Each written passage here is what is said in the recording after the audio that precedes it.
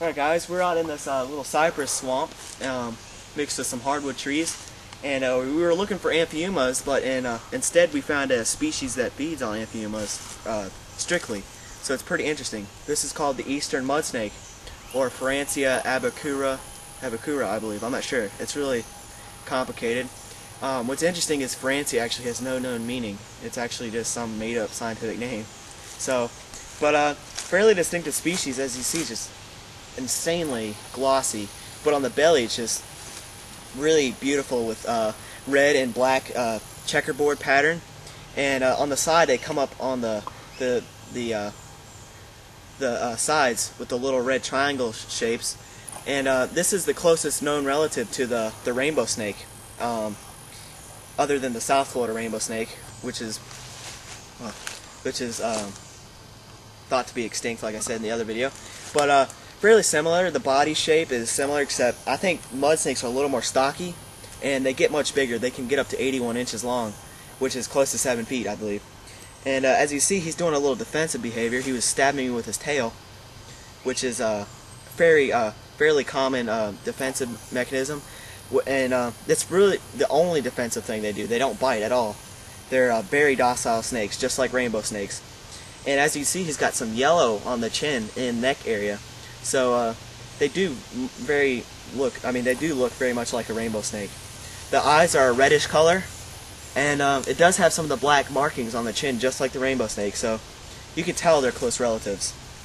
Probably a male. As you see, the tail is quite long and thick. It's actually thicker than the body, where the cloaca begins. And these species inhabit mainly swampy areas like oxbow lakes and swamps and, I don't know, hardwood swamps and stuff. They like to live under the logs and the muck, and I think they're pretty commonly found dip netting in the muck. This one was actually just on the crawl, so it's pretty cool. A lot of these are found road cruising, but most of them are dead because they're found crossing from wetland habitat to the next.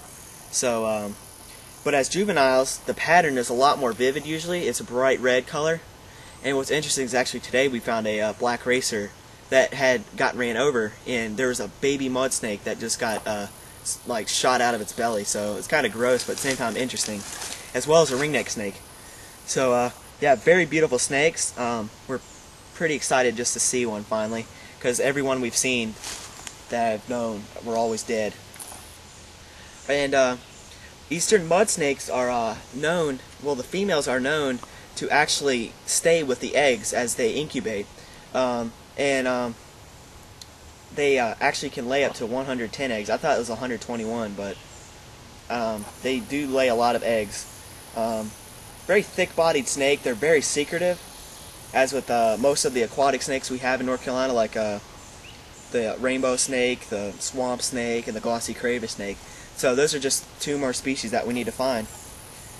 The rainbow snake is already off the list, so yep, pretty cool snake.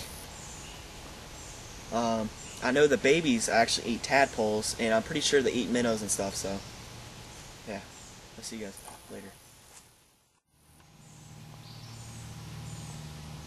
God, dude, those are sick looking eyes. Very small pupils, you know? Yeah. Like almost like glass. Did you hear that? What? He's hissed. I think it's his lungs. Let him chill out. Admiring him. One last time. Look at that, dude.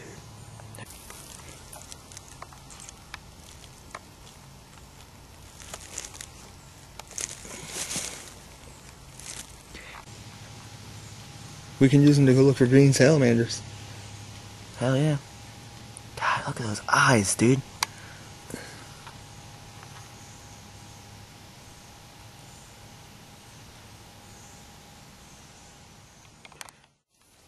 Alright guys, we're letting the eastern mud snake go in this little root mass. This is where he belongs. There he goes. He knows he's home.